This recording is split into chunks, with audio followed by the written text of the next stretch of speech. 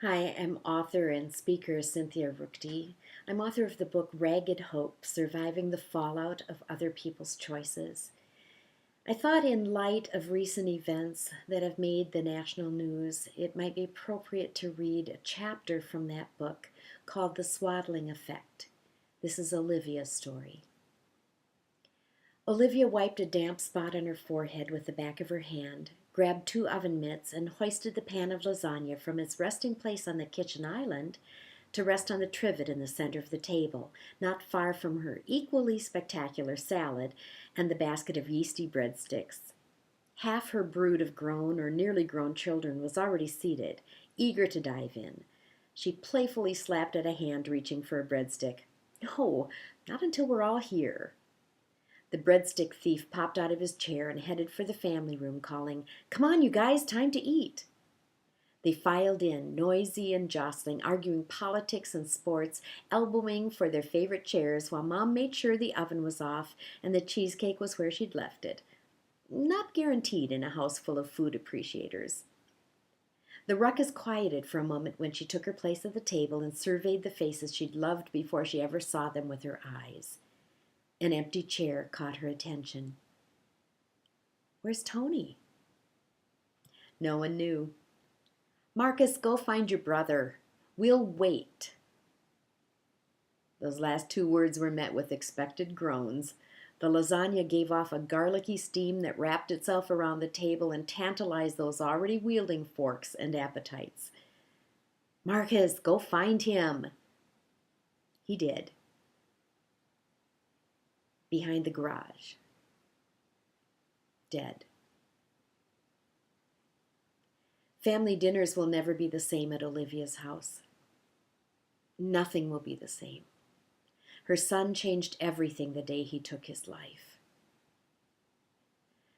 What could be more devastating than to lose a child by his own hand? And how could anything pierce more deeply than the grief that follows in its wake, tainting every family gathering, every memory branded with a chronology, before his death, after his death? Future joy always smudged with guilt's rehearsals. What could we have done? What didn't we say that would have made a difference? How could we have prevented this?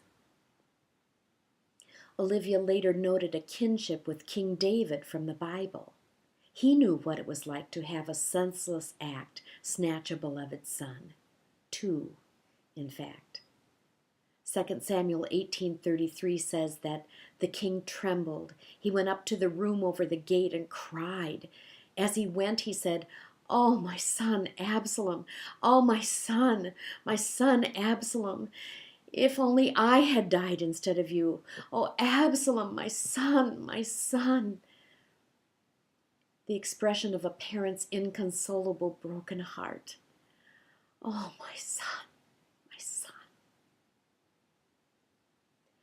Those of us not tortured by suicidal thoughts understand suicide solves nothing and creates inexpressible pain, a family fallout of incomprehensible sorrow.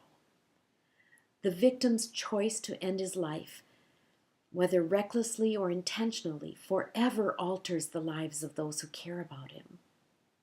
The circle of the hurting widens. Extended family, friends, co-workers, neighbors.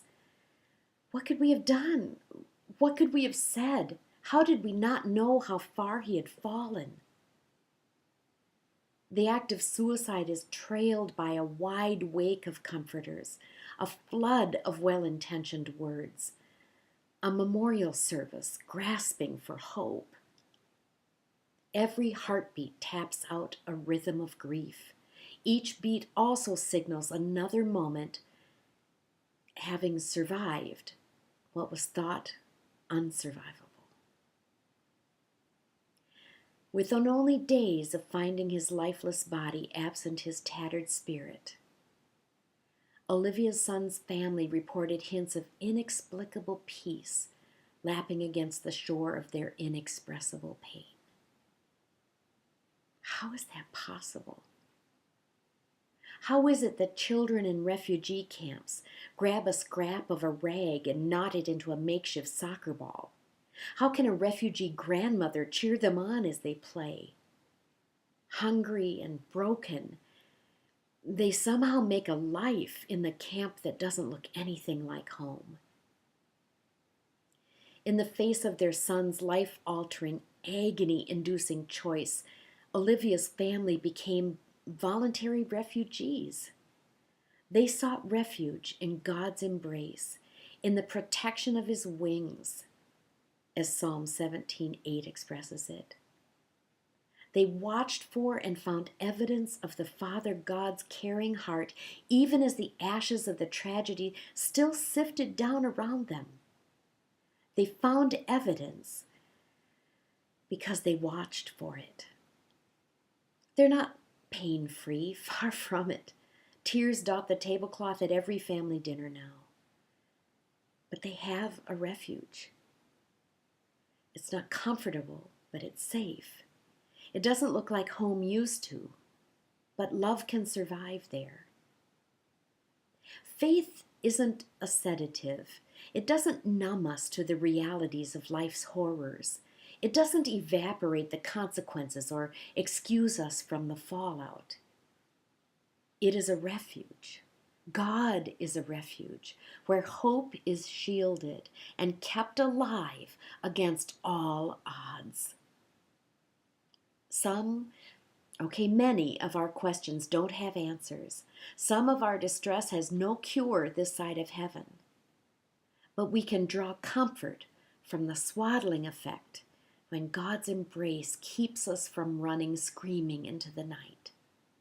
He provides a safe place for pain's refugees. That's a chapter from Ragged Hope, Surviving the Fallout of Other People's Choices.